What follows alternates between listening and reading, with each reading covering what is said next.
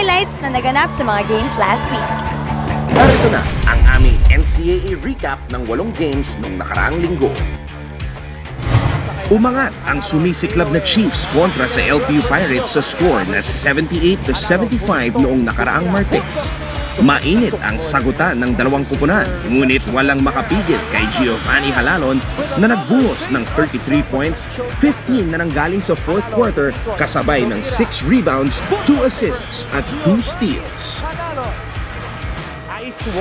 Pinatumba ng JRU Heavy Bombers ang Red Lions sa ikalawang beses ngayong season sa score na 97-88. Maagang umangat ang lamang ng Heavy Bombers salamat sa pasiklab nina MJ de la Virgen at Tay Teodoro.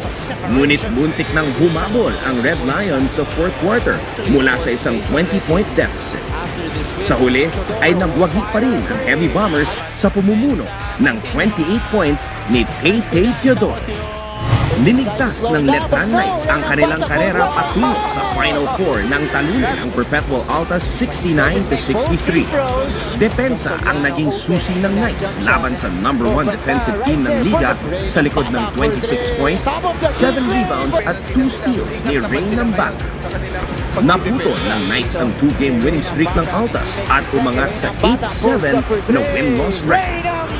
Nagwagi ang Mapua Cardinals kontra sa EAC Generals 82-72. Humataw si Andoy Estrella at nagbuhos ng 19 points kasabay ng 10 rebounds at 6 assists. Laglag na ang Generals mula sa kanilang Final Four contention at umangat ang Cardinals sa 9-5 sa league standings.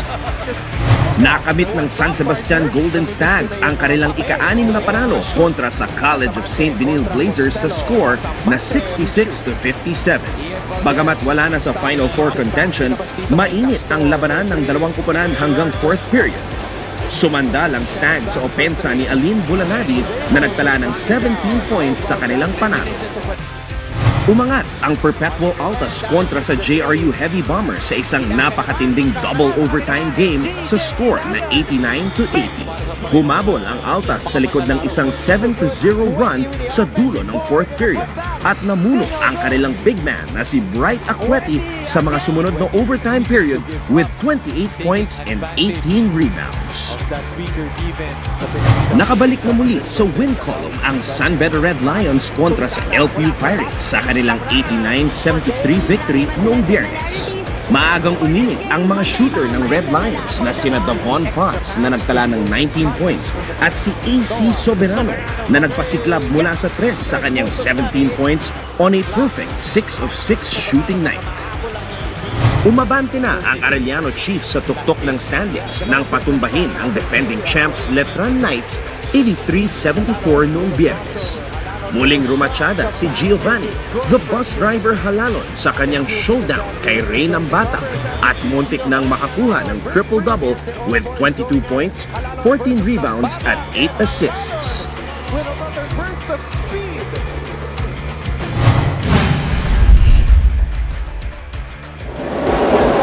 Kagulo na naman mga kapamilya dito sa NCAA, kaya nga you always tell everyone, here you have to expect the unexpected. Kaya hindi rin masagot ng ating mga coaches at panos itong sa tanong na to, kaya sa inyo namin ibabato.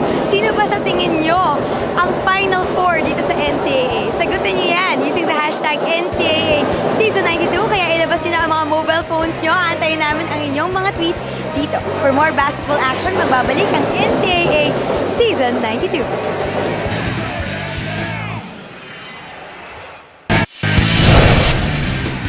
Kayo po'y nagbabalik sa NCAA, sa SNA, live and exclusive po tayo at nandito tayo ngayon sa Phil Oil Flying V Center sa lungsod ng San Juan. September 13, 2016, Andre Felix Migs Bustos at the half Migs. It's all JRU, 41-34. Lumamang ang Arellano ng first quarter.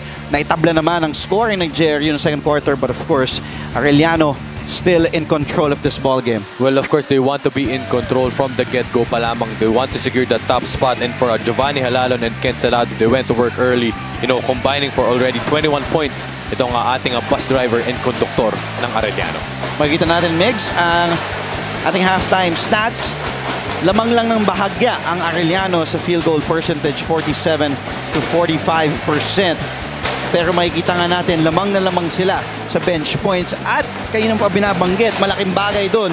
Ang dahilan ay si Ken Salado scoring 12 of the 23 bench points of the Chiefs. Well, para naman sa starters points ng dito ng JRU, combined Tate Chodoro and Paulo Pontes with 17, but the bench points leading the way si Ken Salado, 12 points, 6 out of 6 from the field, and that is why they're the #1 team in bench scoring, averaging 37 points per game. At para naman sa points of turnovers, medyo nga mas marami ang turnovers dito ng Arellano, 20-19, but capitalizing more itong Arellano from JRU's errors with 14 points of turnovers kumpara mo lamang sa 6 ng JRU. Makikita din natin ang ating leading scorers mix. Akala ko itutuloy-tuloy muna kasi at ngumiti pa tayo dito kay Teddy Manansala. Makikita natin the Blast Brothers combining for 17 points habang ang bus driver at conductor combining naman for 21 points. Enriquez and De La Paz with 6 and 7 respectively for the Chiefs and the Heavy Bombers. Third quarter underway. Ating mga opisyales, Arnolfo Bermeo, Brian Tabanyag, and Garchi Ferrer, Andre Felix, Mix Bustos. Kasama din natin si Roxanne Montealegre at courtside. It's Halalon now starting off firing. Pero makukuha ni Putucci ang kanyang pang-10 rebound. So Abdel Putucci now in double figures in rebounding. Well, isa pang under the radar dito para sa JRU. Jordan De La Paz, the team captain, scoring 7 points for him in all in the second quarter. All in the second quarter. Monteos and Flores secures the rebound. Salado tumuloy-tuloy and he will head to the line for 2 free throws. When Ken Salado is in full speed, he's probably one of the fastest collegiate players. Sabi nga, Arrancada Legarda, laban para sa Corona, sabi ni Paula Talosig. Sabi naman ni Juriel Mendoza, sinagot niya Mix ang ating question of the week. Sino-sino ba ang inyong Final Four? Walang palagay nga ni Juriel itong San Beda, Arellano, Mabua at Perps. Of course, Perpetual Health rather ang kanyang Final Four, last four ang kanyang mga pinili. Ito naman si Ismael Reyes, ang Final Four daw niya. Ito nga, Arellano, Perpetual, San Beda at JRU naman para maganda-ganda ang matchup sa final. If the Final Four started today, as we take a look at De La Paz scoring 9 points already for De La Paz. Hindi kabilang ang JRU sa Final Four. Kung nagsimula ngayon Mix, it would be Arellano at number 1, San Beda at number 2, Perpetual Health at number 3, and Mapua at number 4. Pero alam nga natin, nabanggit natin na magbabago pa nga yan dahil may 2 linggo pa tayong nalalabi sa ating elimination round. Well, dahil din Dreno, Mapua is at 9-5 habang ang JRU naman is at 9-7. So medyo kulang pa ng 2 laro ang Mapua para mag-tie sa total number of games currently dito sa JRU. But still, sabi ko nga, marami mga oras, marami pang mga laro ang kailangan laruin. At hindi pa nga tayo sigurado kung sino ba talaga ang papasok sa ating huling 4 na kupunan na papasok sa Final Four. Salado, Halalon, back to Salado. And that connection always works for the bus driver and the conductor. I thought mag-extra passan ulit sila doon. tayong 2 ulit yun. Yung naka-witness. Nagulo ako doon. Bus driver, conductor. As we take a look at Ponteos, that one-hander. No go. Ponteos ang make that telepass. Back to Ponteos, in and out. Nailang si Paulo Ponteos sa depensa ni Flores. Halalon, nice bounce pass to the cutting Donald Gumaro underneath. Well, matching the biggest seed of the game, itong Arellano at 11 points. Now running the break, itong Arellano Chiefs, kahit sino pwedeng tumakbo. 3-on-1, 3-on-2 break, walang problema para dito sa Arellano. Pinapantayan na ng maigi ng Arellano itong si Tate Teodoro. As we all know, Tate Teodoro loves the second half. As we take a look, one more time at that bounce pass by Giovanni Halalon. Gumaro tinawagan ng kanyang unang personal foul. Grossman binalik na.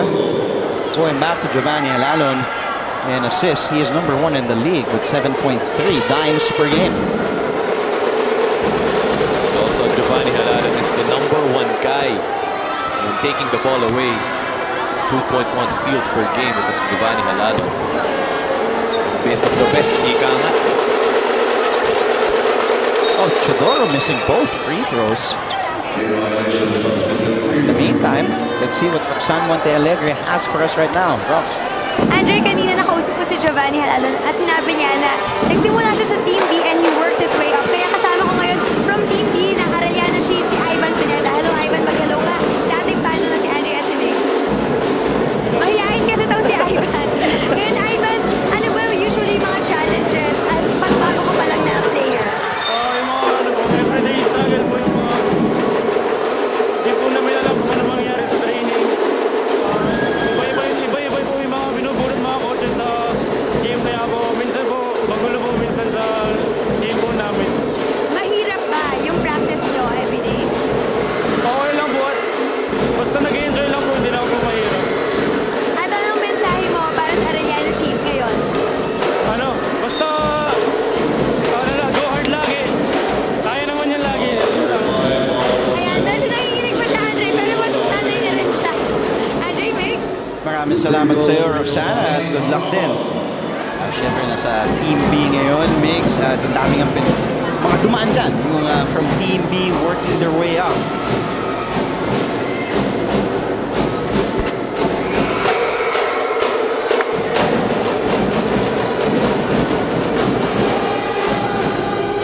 Halalon at the line.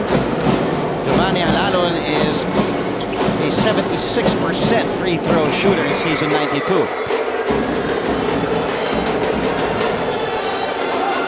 Lamang na ng 12 ang Arellano. This is their biggest lead in this game, Mix.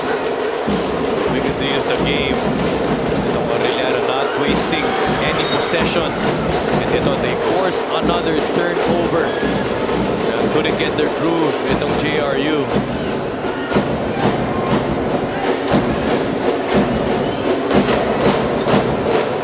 Halalon now over to Salado. Using that Enrique screen. Gomaru.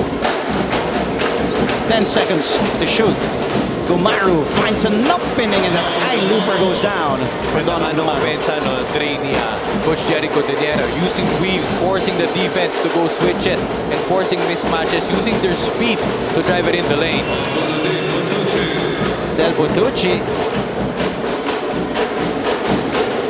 8 puntos na. But JRU cannot afford to trade baskets with Arellano. They're still down by 12. Flores, the short jumper, no.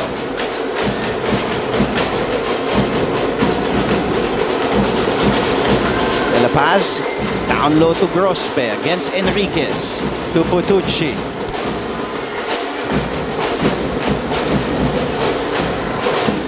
Here's Halalon all the way. And there's Flores with a tip in and a foul. Will be on Alan Enriquez. Coach Jerry Cordillera calls ceasefire with 5:45 remaining. Kayo po'y nakatutok sa NCAA on SNA.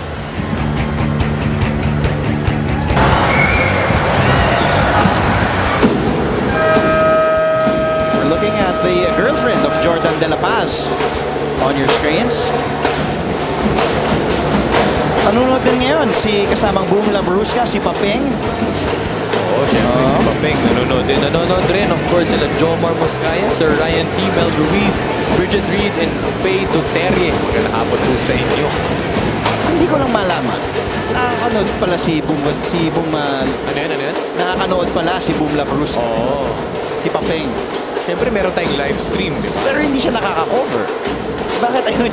Baka meron tayong live stream. Live stream. Baka. sports.abs-cbn.com kung kayo po ay nasa kali, nagdadrive. Pasahero po kayo, hindi po nagdadrive. Yung pasahero, pwede nyo kaya ng ating mainit action dito sa NCAA. Okay. Halalon fires again. And Halalon today is 4 of 11 from the field. Punteos, the bounce pass to Grospe. Nice extra pass to Botucci. For JRU, even though they were down most of the game, they cannot give up. They cannot wave the white flag this early.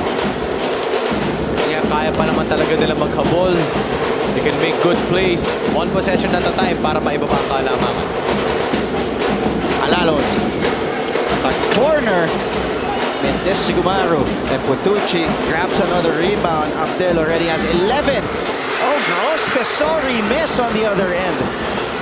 Alalon, the bounce pass to Salado. Extra pass to Flores na maganda pa na pagbumalik kay Salado.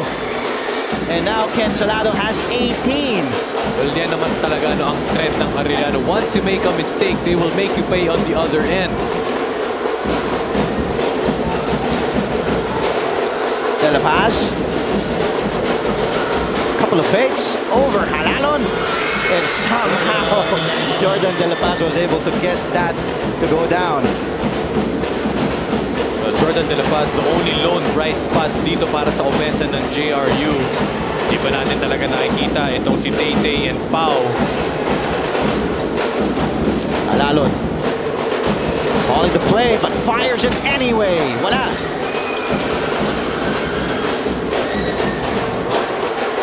Under 4 minutes to play in the third. JRU has been playing catch-up all game long, Mix. They cannot afford to play catch-up. You know, papabutin po nito ng fourth quarter kasi pwede silang paunin dito ng Arellano, but right away dito before the end of the third, they have to make their mark right away para dito sa JRU. Ken Salado.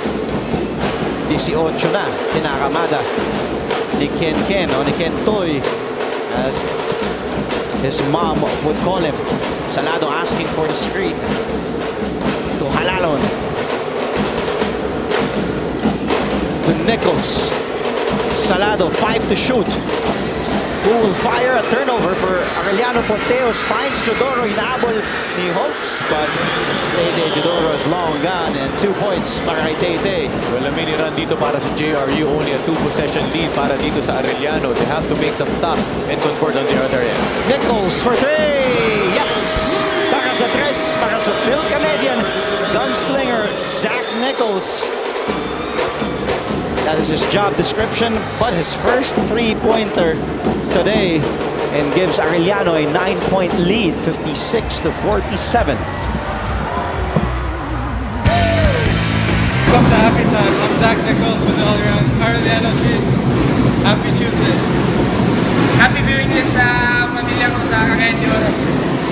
Happy viewing, CDO! See you soon! Happy viewing! CDO!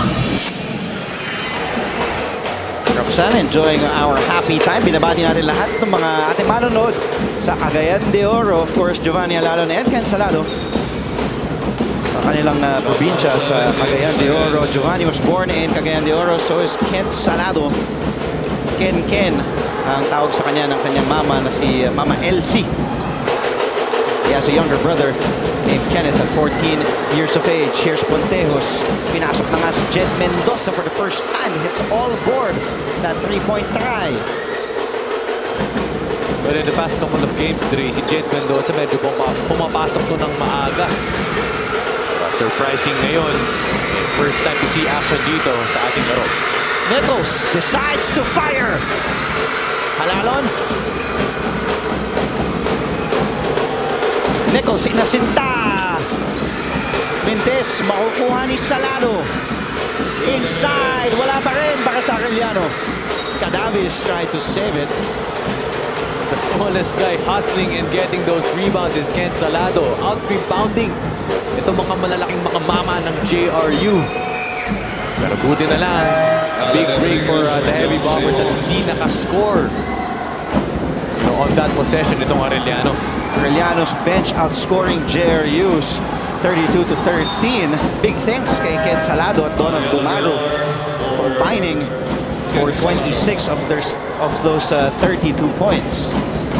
Offensive rebounds, mas marami ang Chiefs dito, 9 to 5, which gave Arellano 14-second chance points kumpara mo lamang sa 2 puntos ng JRU. Almost a steal para kay Nichols. Well, you know, they have to play a sense of urgency if you're the Heavy Bombers, because you know that this is an elimination game. You just have to give it your all. Bigay mo na lahat sa court. Of course, you want to keep your Final Four hopes alive. Putucci underneath. Ponteos. De La Paz. Rospe. 3-second violation call on Del Putucci. Well, good call right there by the officials. Medyo tumambay dun si Abel Putucci at hindi siya nakalabas right away sa shaded lane. Kaya siya natawagan ng 3-second violation. Again, our question of the week. Sino-sino ang sa tingin ninyo makakapasok sa Final Four? Nichols, Masinta, isa pa, Mentes. Here's Ponteos. Rospe. Ponteos, Umasinta. Wala pa rin mula sa labas.